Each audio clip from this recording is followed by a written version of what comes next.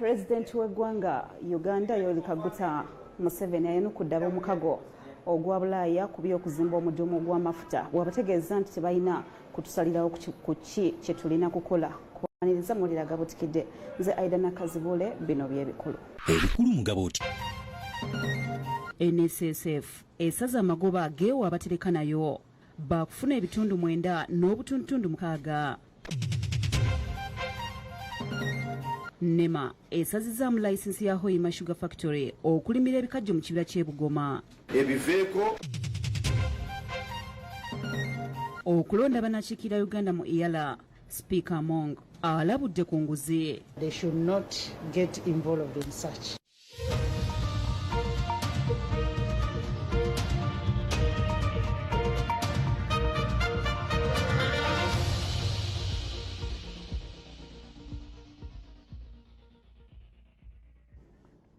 Kekaddako okutusaka amawulire Agabuutikidde ku Bukedde TV ne Urban TV nkwaniriza nnyo nnyini ndala. President Museveni anukudde ab'omukago ogwa Bulaaya ku by'okuzimba omudumu gw'amafuta bw'ategeeza nti basobola kusalawo ku kiki kye tulina kukola. Asinzidde mu lukungaaniro omulundi ogw'omusanvu olukubaganya ebirowoozo ku mafuta nga lubadde ku Serena Hotel wano mu kibuga Kampala. President Museveni ayongedde okukakasa bannayuganda nti omudumu gw'amafuta ogwakkaanyizibwako okuzimbibwa okuva e Hoima mu Uganda okutuuka e Tanga mu Tanzania gwakuzimbibwa newankubadde omukago gwa Bulaaya gwasimbidde enteekateeka enekkuuli. We don't take kindly to arrogance. That's why we spent so many years sorting out issues with arrogant people. So the plan will be implemented according to schedule.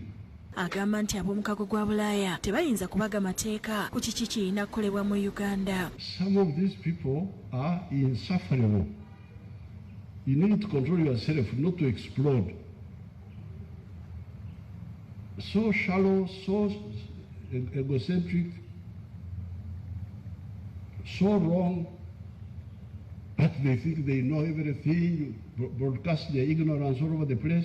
Okwogera bino kiddiridde Paalamenti y'omukago gwa Bulaaya okuyisa ekiteeso eky'okusooka okuyimiriza okuzimba omudumu gw'amafuta nga bagamba nti enteekateeka eno ekosa obutonde bw'ensi n'eddembe ly'abantu omudumu gw'amafuta gye gugenda okuyita. Pulezidenti ategeezezza nti aba Bulaaya balina okukimanya nti amawanga agali mu kago g'obuvanjuba bwa Afrika gasobolera ddala bulungi okwemalirira mu nsonga zaago. When you go to this parliament, these are just young girls, member of parliament. You are lecturing me what to do in Uganda. You young girl.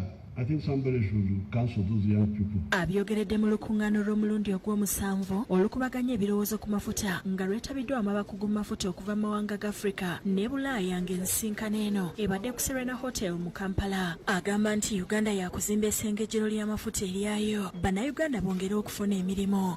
The pipeline is also was actually their preferred option, pipeline only. I said no. That will never happen in Uganda when I'm here. We cannot have oil, and you find that we are stuck without petroleum when some Slavic groups start fighting. You can imagine. Some Slavs are fighting, Ukrainians and Russians, here we are suffering. How can that be? Omuwandiisi w'enkalakalira minisitule y'ebyamasannyalaze n'obugagga obw'ensibo Irene Batebe ategeezezza nti enteekateeka y'okuzimba omudumu ne bw'eneerwanyisibwa gavumenti n'eteefuteefu okugenda nayo maaso era nti ebikozesebwa okuzimba omudumu guno byatuuka dda mu Uganda. The other day, CNOC successively imported their first drilling rig, so that goes to speak to the momentum. Thank you. That speaks to the momentum that the industry has attained and will continue to sustain. Kati yo Uganda eyigidde ku bantu abo abatusooka okufuna okusima amafuta gano.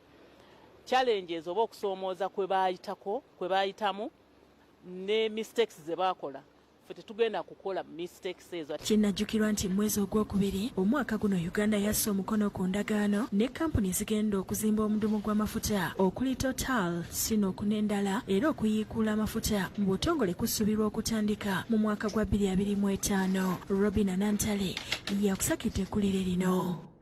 Webale nnyo Nantale. Minisita w'ekikula eky'abantu Betty Amongi asabye bammemba b'ekitavo eky'abakozi ekya NSSF okukomya okuggyayo ssente zaabwe eza mid-term access mu ngeri ey'ekyonoonero.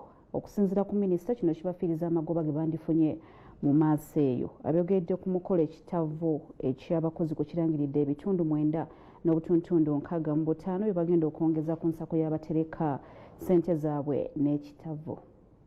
Omulundi ogusookedde ddala mu myaka 10 abatereka ssente n'ekitabo ky'abakozi ekya NSSF bagenda kuweebwa amagoba ku nsimbi ze baterese agali wansi w'ebitundu 10 ku buli 100. Kino kivudde ku nsimbi ebitundu 25 ku buli 100 abatereka ne NSSF batandika okuweebwa ku ntandikwa y'omwaka oguwedde oluvannyuma lw'okukyusa mu tteeka erifuga ekitongole ky'ekitabo ky'abakozi erya mid-term access.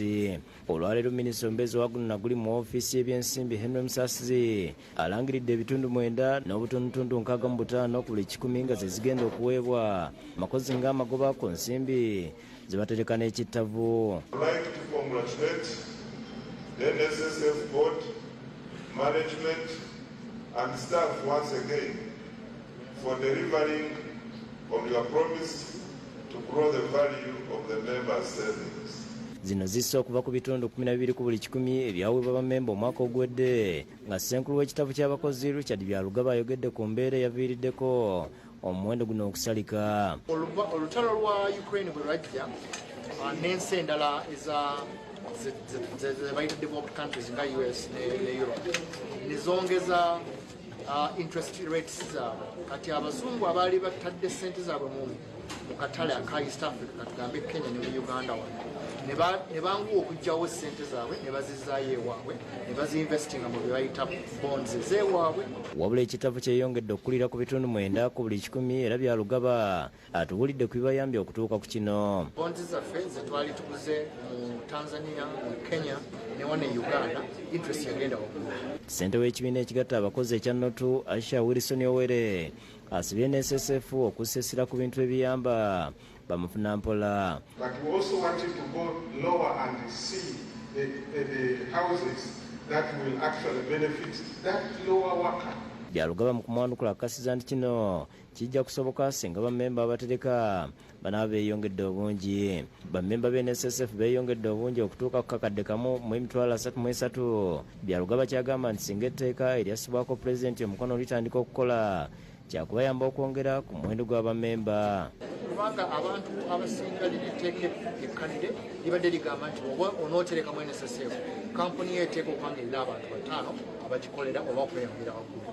Naye nga lineteeka kati ligamba ne bw'oba n'omuntu omu osobola okuterekamu NSSF. Ekyokubiri bw'oba neekolera jjange olina kakampuniko obanga olina ebyokola ng'omuntu oyinza okugyamu NSSF n'ogulawo akawunti. Ssentebe w'olukiiko olufuzi olwa NSSF Peter Kimbowa alambuludde ku nteekateeka ze balina okulaba nga bongera ku nkulaakulana y'ekitabo ky'abakozi bongere okukiganyulwamu. We are making sure that we adopt new technologies, being Commerce and as a board, to ask probing questions around the investment and the strategy around technology. Ye minisita ow'ekikula ky'abantu Betty Amongi alajjanidde abatereka ne NSSF okutta ku bigere nga bajja ensimbi basobole okufunamu ekiwera mu biseera byabwe eby'obukadde. So as much as the law enacts permits you to withdraw your money mid-term, I am still pleading with you that try every other option and it should be the last option for you to come for mid-term access. Bilias Kafuluma yakusakedde eggulu lino. Ekitongole ekivunaanyizibwa ku butonde bw'ensi ekya NEMA kisazizaamu layisinsi gye kyali kyawa aba kampuni ya Hoima Sugar Limited okulima ebikajjo mu kibira eky'Ebugoma mu mwaka ogw'Nkomebbere 2. Aba-NEMA bagamba nti abakulu abo balemererwa okutuukiriza obukwakkulizo bwe baabawa ku kye balina okulimira ku ttaka eryo. mu mwaka gwa 2016 obukambwe bwa Bunyoro kitala bwawayitakirizako siku y'amezi 2 eri kampuni ya Hoima Sugar okulimirako ebikajuni nga balina okuuma ebyobuwangwa. Omwezi ogw'omunana omwaka gwa 2020 ekitongole ekirabirira obutonde bw'ensi kya NEMA ky'aba kampuni ya Hoima Sugar olukusa okulima ebikajjo mu bibira kino ekisangibwa ku puloti 2016 buloko 2 nga kisangibwa Buhaguzi mu ggombolola ekyangwale mu disitulikiti ey'Ekikuube. Okuva obutonde bw'ensi n'abamu bukama bwa Bunyoro bavumye okuweeko ekibira kino okulimirako ebikajjo nekitata n'obutonde obw'ensi. Ensonga zino zatuuka n'okutwalibwa mu mbuga ez'amateeka. Leero bulufunanamu lutuuziddwa ku ofisi y'ekitongole ky'obutonde bw'ensi kya NEMA nga bayitamu akikulira Dr. Balirega akankwasa kiragidde kampuni ekola sukali ya Hoima Sugar Limited okwamuka ettaka ly'ekibira ky'e Bugoma lye baali bafunye. Olukusa lwe twali tuwadde kampani eno okukulaakulanya yiika z'ettaka hekiteya z'ettaka 312 olukusa olwo tulusazizaamu ne tulagira kampani ebyokukulaakulanya ettaka mu hekiteyas 312 ebiveeko ekazi zino zigenda kukuumibwa nga kibira. Kiddire kampuni eno obutagoberera bukwakulizo bwagiweebwa mwaka gwa 2020 muli okutumbula ebyobulambuzi obuwangwa obutono n'ebirala ku ttaka eriri ku pulojekiti yatuumibwa Kikube Mixed Land using Dr. Kankwasa bwannyonnyola okugeza ekibira ekyali kirina okulekebwawo nga kibira kyasangiddwa ng'emiti gyatemebwa nga bagyokyamu amanda n'okusalamu embaawo, ekintu ekimenya obukwakulizo bwe twateeka mu lukusa lwe twawa kampani eno. Mwekyabanne nga bakozesa obuyinza obwa ssemateeka balagidde kampuni eno okuzza emiti gye baatema mu kibira kino basse ekyo bakuseza mu satifikeeti eyabaweebwa. Tetujja kulonzalonza, tujja kusazaamu satifikeeti ya kampani eno ate tugikube mu mbuga z'amateeka ng'obuyinza bwe bulagira. Eno yali egendeddwamu okulimiramu ebikajjo ku siku y'amezi 9 n'obutundu 20 n'okussa pulojekiti ez'enjawulo okusobola okulaakulanya ekitundu n'ebirala. Dr. Balirega bana balabudde okumya bunnambiro okwokyamana n'okusala embaawo mu biti egy'ekibira kino. NEMA eragidde nti ekibira kino yadde kyatemwa tewali okusimba bikajjo kugenda kukirizibwa mu awaatemebwa ebibira bino okujjako awaali wakkirizibwa ebikajjo. Emiti girina okusimbibwa mu bibira bino bisobole kuddawo nga bwe byali nga kino kigenda kukolebwa kampani eno ku ssente zaayo. Mu kiseera kino ekibira kya Bugoma kikendedde okuva ku hekiteyasi emitwalo 414 okutuuka ku mitwalo 370 okusinziira ku alipooti yakolebwa mwaka gwa 2019. Ekibira kino kye kimu ku bisinga omugaso mu ggwanga era muwangaliramu ensolo, ebinyonyi n'emiti egitasangibwa wala wonna. Josephine Lunkuse leero nali kasasabye okusakidde eggulu lino. Ng'olaba amawulire agabuutikidde tukyagendera ddala nago mu maaso naye katusooke tuwummulemuko katono nnyo. Bwe tukomawo mu Gabuutikidde. Okulonda bannakiikirira Uganda mu EALA, Speaker Among alabudde ku nguzi. They should not get involved in such. Mu Gabuutikidde. N'olwekyo okubudaabuda n'ebigambo byeweeyambisa mu kubudaabuda naye waliwo omuntu ayinza okugenda okulambula omulwadde oba najja waka waliwo omulwadde n'ataliko okwogera ebigambo ebitali bya buvunaanyizibwa naha ate ono oli kale oba gye tuva naye ono ngaali bubi ono tugende tumuyitire oba faaza amuwa amasakalamento ono okuluwona ajja kuba aziga ngalo ne gundi bw'ati bwe yatandiikiriza olaba atandise okulogojjana omanya agenda kufa byasiba bikutuka. Kakati wamalamu omulwadde amaanyi n'abantu be bennyini bayenjebuka ate tolina kyofunamu. N'olwekyo buli kigambo kye twogera tulina okubeera n'ekigendererwa ekyokulagiramu obuntu bulamu n'okulaga nti tuli wamu n'omuntu ono atuukiddwako ebizibu kubanga naffe ekitutuukako ate twalyagadde okutubudaabuda. Mwebali nnyo, nze Kibanasozi.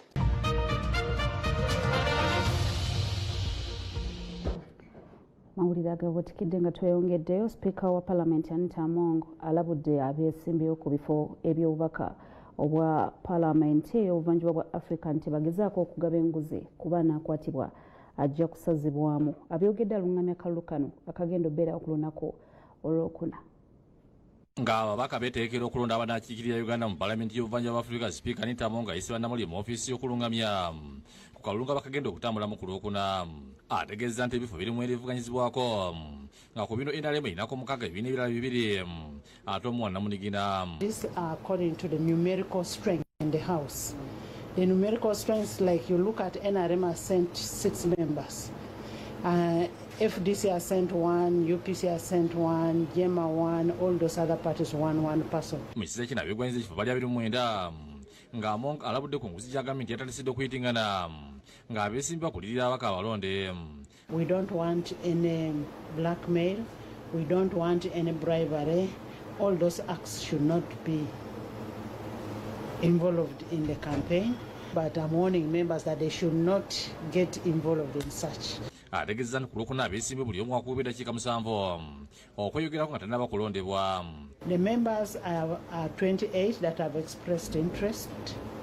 We are going to have campaigns in the morning of Thursday. It will start at 9, and this campaign, each member, each candidate will be given 7 minutes.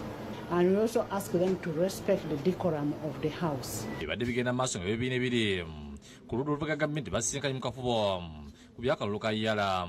Olukiiko olukubiziddwa ku oluvuganya gavumenti mu Paalamenti Mathias Mpuuga Nsamba nga buli kibiina kiwadde obudde okweyogerako naawe bayimiridde.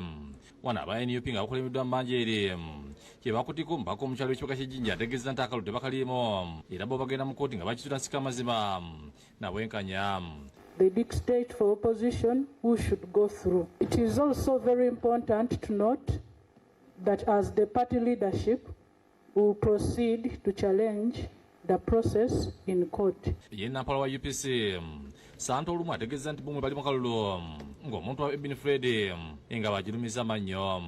He has been moving throughout the country consulting members of parliament who are the electorates as far as this election is concerned. Yewo Kiniyo jala akikidde FDC agambye ng'ekibiina kya Alpha ne kisimbawo omuntu alondika gye naye ng'omuntu ye takalimu bwe baba baagala bamuwagire. FDC is participating, but me, I will not participate. Baba ekibiina kya People's Progressive Party nga bakuliddwa Santo okuti bategeeza nti balinamu omuntu yeesimbawo Kamalidde Jemala naye yabatuukirira nti okulinza kwekola tasobola kuyitawo n'abivaamu. UDP ekikiddwa Nampala waabwe Peter Okote era ng'ategeeza nti balinamu omuntu ng'ayigira disitadde ssaabawandiisi waabwe era nti beetegefu okuvuganya mu kalulu kano. That as members of the Democratic Party, our candidate remain and we are participating till the end in the Yala election. Oluvaya Mpuuga alungamiza kwe ebisaliddwawo. Nga waliwo abagamba nti twetabemu abalala nti baagala kwetabamu.